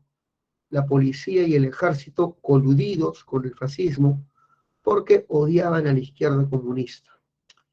Cuando los diputados decían, hey, me están amenazando, han raptado a mi hijo, me están extorsionando para que renuncie a mi curul en el Parlamento, la policía se hacía de la vista gorda. Es como cuando una mujer va y dice, hay un hombre que me está acosando, me está siguiendo, me manda mensajes intimidatorios. La policía no hace nada hasta que el maldito mata a la mujer, ¿sí? Igualito, impunidad. Bueno, finalmente, hijo mío, cuando Mussolini tomó el control del Parlamento, eliminando a los opositores con violencia, porque si actúa el fascismo, ellos llaman a esto la acción directa, la violencia, y al controlar el Parlamento con la ley de Rocco, suprimió los partidos políticos, y los partidos políticos quedan eliminados en Italia, con excepción, por supuesto, del partido fascista. Luego Mussolini quiere concertar un acuerdo con la Iglesia. La Iglesia no reconocía al Estado italiano porque allá en el siglo XIX, cuando Italia se unificó, el Estado italiano tomó por capital Roma y Roma le pertenecía al Papa. O sea, cuando el Estado italiano se convierte en un país unificado, declaran por capital Roma y se la quitan a la Iglesia. Y la Iglesia no reconoce a ningún gobierno italiano porque le han quitado Roma, le han quitado Roma. Y Mussolini decide poner fin a este conflicto entre Estado e Iglesia. Y llega a un acuerdo con los representantes del Papa Pío XI para crearle a la Iglesia su propio Estado dentro de Italia. Su propio Estado autónomo dentro de Italia. Y es así como se crea el Estado Libre del Vaticano con los acuerdos de San Juan de Letrán. El Concordato de San Juan de Letrán permitió crear el Vaticano, un Estado autónomo dentro de otro Estado. Después de ello, Mussolini se lanza una política de expansión. Él quiere restaurar la grandeza de Roma, de Italia, convertirla en un nuevo imperio romano, e invade Etiopía y Albania. Etiopía en África y Albania en los Balcanes. Comenzó la expansión del fascismo. Todo lo que hacía Mussolini en Italia despertó la admiración de un hombre que se convierte en su fans enamorado, sí, Adolfo Hitler.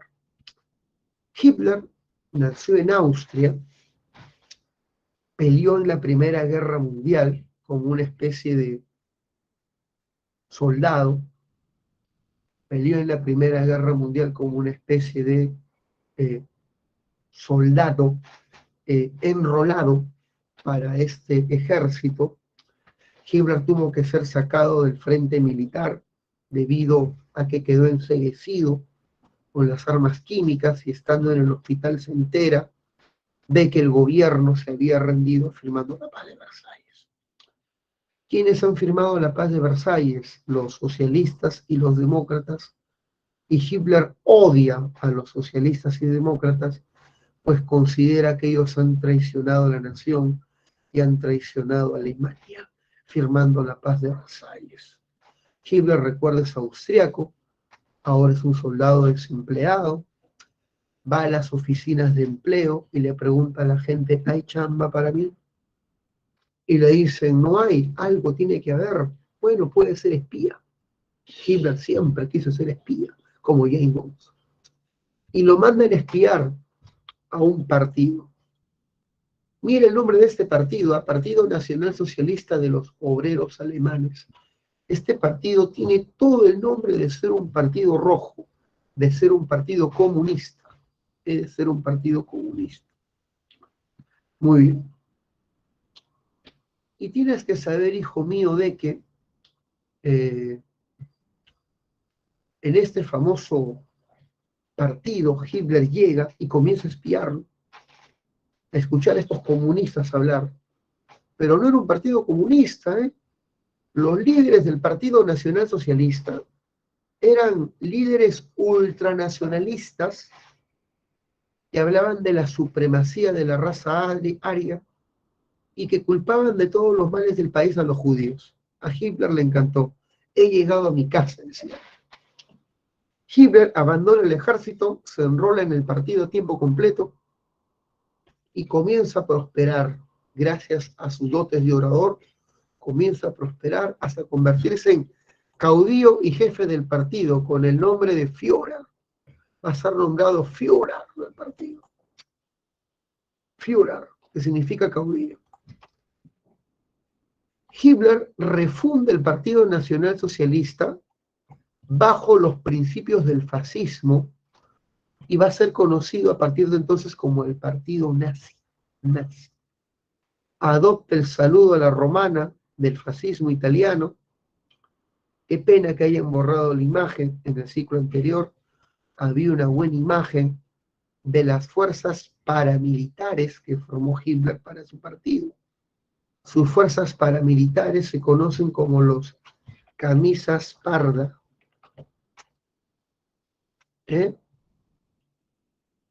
Los camisas parda. Y es así como aparecen los camisas pardas, fuerzas paramilitares, a imitación de los camisas negras de Italia. El símbolo del partido será la esvástica negra, símbolo del partido nazi y símbolo de la raza aria. Y el Führer prepara su golpe de Estado. Su golpe de Estado lleva por nombre el Putsch de Múnich. Este famoso golpe de Estado, llamado el Putsch, fue un intento por tomar el poder y derrocar al gobierno de Federico Ebert. Hitler culpaba a Federico Ebert de haber condenado el país a la pobreza firmando la paz de Versalles y quería derrocarlo comenzando un golpe en la provincia de Baviera.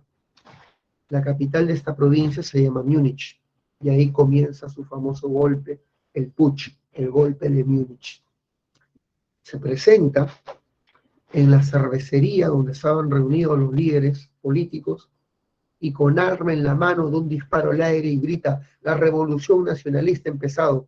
Capturó a los líderes e intentó asaltar el municipio. pero fracasó. Las fuerzas del orden, la policía fue advertida de este golpe y se da una balacera contra los camisas pardas de los nazis. Y Hitler finalmente huye herido de un brazo. Lo capturan, lo envían a los tribunales y en los tribunales se le da una condena de prisión de 9 años. Pero Hitler, en medio del proceso de juicio, toma la palabra y le pregunta al juez: señor juez, si un ladrón le quita una pertenencia y usted quiere recuperarla, ¿lo convierte también a usted en un ladrón? Y el juez cometió el pecado de decirle: no, señor, estoy recuperando lo que es mío. ¿Para qué hizo eso? Hitler dio su discurso en pleno tribunal, en pleno juicio. Es exactamente lo que quería hacer. Los ladrones que robaron a Alemania fueron los del gobierno, los de Federico Ebert. Ellos cometieron alta traición, condenándonos a la pobreza, entregando los territorios del país a las potencias extranjeras. Ellos deben ser condenados por alta traición. Lo que quería hacer era derrocar este régimen y recuperar lo que es nuestro.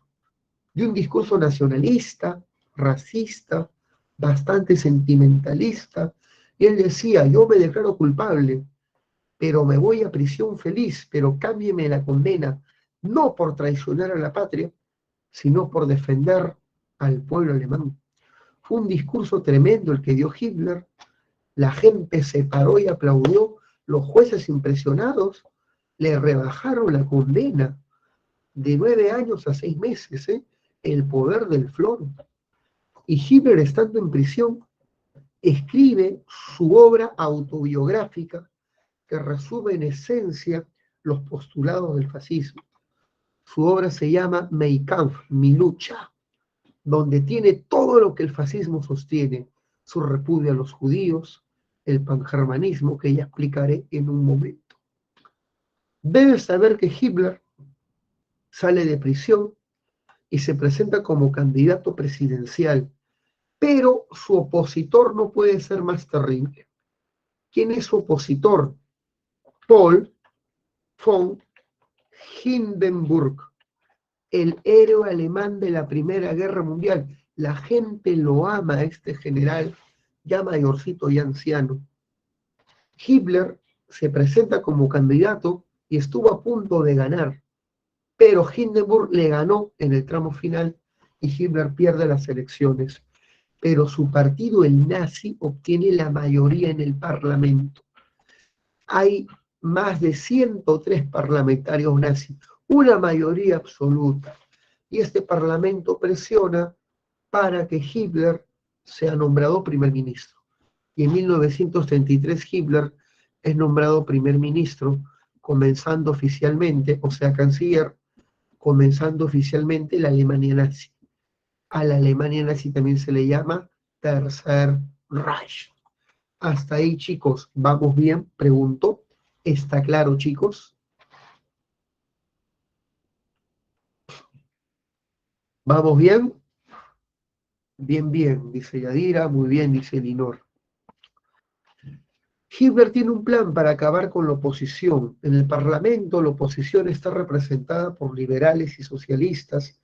Tiene que buscar un plan para eliminarlos y para ello promueve el incendio del Reichstag. Los nazis han creado un cuerpo de seguridad conocidas como las SS, los escuadrones de defensa, y con este cuerpo de seguridad ordenan incendiar el edificio del Parlamento, llamado el Reichstag. ¿Eh?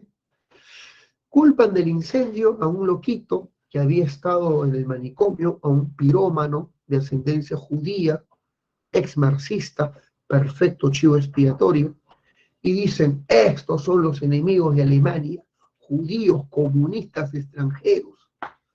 Y finalmente se declara la ley de emergencia. ¿Qué es lo que quería Hitler?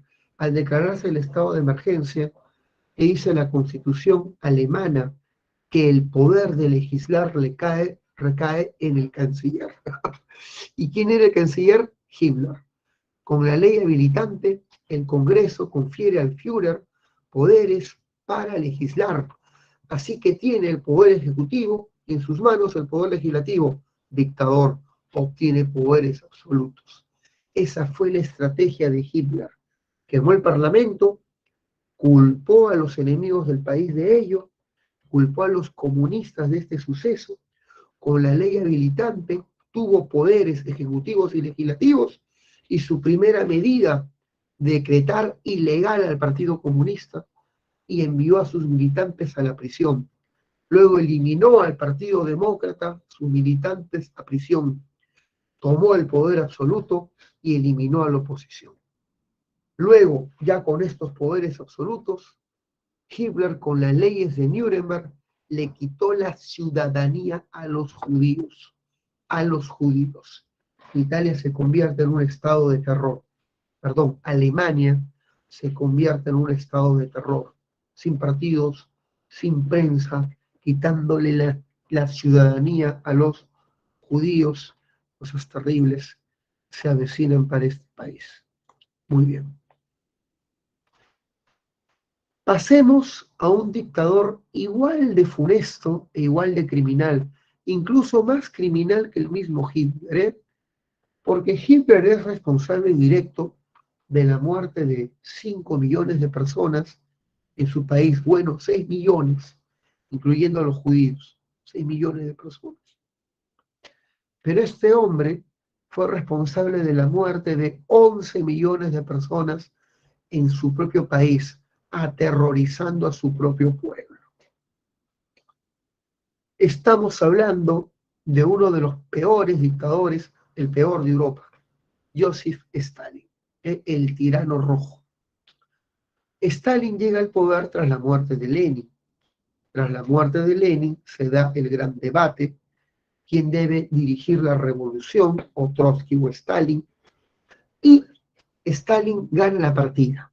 Tras ganar la partida, ordena el destierro de Trotsky, el cual es enviado o busca exilio en México. Stalin establece una dictadura sobre el Partido Comunista. ¿Cómo se llama el Partido Comunista? PQS. PQS es el Partido Comunista de la Unión Soviética. Stalin implanta una dictadura sobre el partido y sobre todo el país. ¿Cuál es el objetivo de Stalin? Su objetivo era industrializar el país, y para ello aplica un programa económico llamado los planes quinquenales. ¿Cómo industrializar el país? Bueno, estableciendo lo que se conoce como economía planificada. La economía socialista es una economía planificada en realidad, donde todos los medios de producción recaen en el Estado. Banca, tierra, industria, recae en el Estado.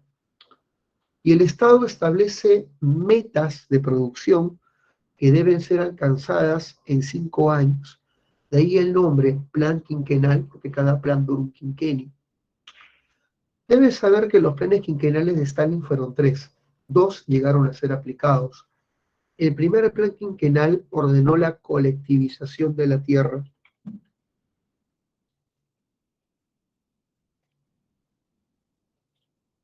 Ahí está. Colectivización de la tierra, creando las granjas comunales y las granjas estatales. Las granjas comunales y las granjas estatales, los koljos, los sovjos. Muy bien. Muchos campesinos se opusieron a la colectivización, especialmente los campesinos de clase media, los rancheros, los llamados kulaks, se opusieron a esta colectivización. ¡Ey! A mí nadie me ha regalado nada. Yo soy un hombre que trabaja la tierra, produzco grano, comercializo mi grano, tengo mi tractorcito, nadie me regaló nada. He trabajado por esto. Pero bajo la ideología colectivista comunista, estos kulaks son medianos burgueses, enemigos de la revolución. Sus tierras fueron expropiadas, enviados a los campos de concentración y muchos de ellos asesinados. Stalin mandó eliminar a todo pueblo o los dejaba morir de hambre a todo pueblo que se oponía a la colectivización de tierras, como lo que pasó en Kiev. Muy bien. Después de colectivizar la tierra, en su segundo plan quinquenal, Stalin lanza su proyecto de industrialización. Y pregunto, ¿lo logró? La respuesta es sí. Gracias a su proyecto de industrialización, la Unión Soviética se convierte en una potencia industrial. Stalin creó 15 complejos industriales nuevos. ¿De dónde sacó la plata para traer maquinaria? De la colectivización de la tierra, pues tierra colectivizada, vendió grano, con la venta del grano, ingresos para comprar industria, o mejor dicho, maquinaria, y creó nuevos focos industriales, pero la gente no se vio beneficiada de manera alguna, porque Stalin priorizó la industria pesada, o sea, electricidad, acero, producción de petróleo, todo para la industria militar y estatal. No le interesó la industria de consumo, o sea, no produjo bienes y servicios para el beneficio de la población civil, así que la población civil no vio mejoras en su nivel de vida. Pero eso sí, cualquier crítico a su régimen, de inmediato era eliminado. Campesino que se quejaba de medidas del gobierno, de inmediato era identificado y desaparecía en prisión. Intelectual que escribía en la prensa algún tipo de artículo contra el autoritarismo, enviado a los campos de concentración a trabajar de manera forzada hasta la muerte. ¿Cuánta gente mató Stalin en su gobierno? 11 millones de personas. Es el segundo mayor genocida de toda la historia. Solamente superado por un hombre que mató más gente. ¿Quién mató más gente que Stalin? A ver, dime, ¿quién es el mayor genocida del mundo? Con más o menos 35 a 45 millones de muertos en su conciencia. Muy bien, Germán. Mao Zedong, Mao Zedong, el peor genocida que ha visto el mundo. También comunista como Stalin, ¿eh? Qué bonito es el comunismo, ¿no, chicos? Qué bonito, qué bonito. Hay mucha gente que dice, no, uy, que en el Perú se implante el socialismo, la igualdad. No, esto termina mal. Termina en estados totalitarios que eliminan la libertad civil y siempre termina así. Ah, y por si acaso, ¿quién es el peor genocida del Perú? El peor genocida del Perú, responsable de 44.000 muertos, se llama Abimael Guzmán Reynoso, líder del Partido Comunista Peruano Sendero Luminoso. Qué bonito es el socialismo, ¿verdad que sí? Qué lindo. Muy bien. Los votantes promedio, exacto. Bueno, pues hijo, ahí está.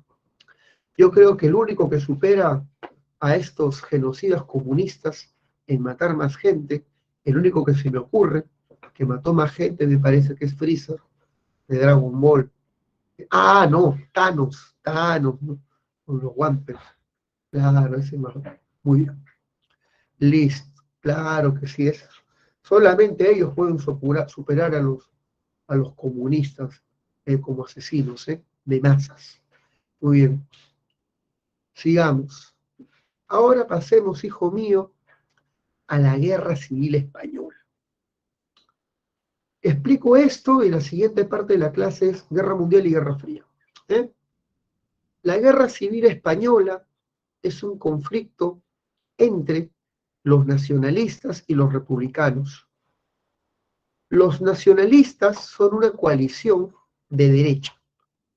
Los falangistas, que son los fascistas españoles, dirigidos por Francisco Franco, unidos con la iglesia y el ejército que odian el comunismo, y los monárquicos que quieren la restauración de la monarquía, ya que España se había convertido en una república desde 1932. España se había convertido en un régimen republicano. En las elecciones de 1936 ganaron los republicanos con su candidato Manuel Azaña, una coalición de demócratas izquierdas. ¿Quiénes son los republicanos? Son los socialistas, los anarquistas y los liberales. Como te digo, su líder es Azaña. y han ganado las elecciones. La victoria de los republicanos no es reconocida por los nacionalistas, quienes comienzan un pronunciamiento armado al mando de el famoso Francisco Franco, que se rebela desde el norte de África contra la República, y con el apoyo de estos grupos de ultraderecha deciden iniciar una guerra civil para derrocar al régimen republicano y democrático. En esta guerra civil, hijo mío, muchas provincias y muchos estados de España se aliaron a uno y a otro bando, de acuerdo a sus preferencias políticas. ¿Eh? Sin embargo, la guerra se vuelve funesta porque los países que van a participar en la Segunda Guerra Mundial se van a meter este conflicto. La Unión Soviética decidió apoyar a los republicanos, el Ejército Rojo envió recursos para apoyar a los socialistas españoles. Francia, que tenía un gobierno de izquierda a manos de León Blum, también apoyó a los republicanos, enviando recursos, pero Mussolini apoyó a Franco enviando un cuerpo de soldados voluntarios, más o menos entre 8.000 y 10.000 hombres de tropa, y Alemania envió una expedición para apoyar a Franco en su afán de expandir el fascismo en la península ibérica. Hitler envió a una misión armada de vehículos blindados y aviones caza, llamada la Misión Cóndor. Fue así, hijo mío, como estos países van a experimentar todas sus técnicas militares en España. Por eso que en España se dio una especie de guerra mundial en miniatura, guerra mundial en un solo país. ¿Quiénes ganaron? Los nacionalistas van a ganar. Franco vence con el apoyo decidido de italianos y alemanes, y al tomar el poder masacra a todo este grupo, matando más o menos 250.000 personas, miles de emigrados, quienes huían como locos a Francia para no ser aplastados por las tropas nacionalistas. Franco estableció una dictadura con puño de hierro y gobernó hasta el 75, comenzando la dictadura más larga de este país, llamado el franquismo. Hijo mío, ambas opciones, la ultraderecha y la ultraizquierda, siempre son malas, ¿eh? La democracia siempre será la mejor opción.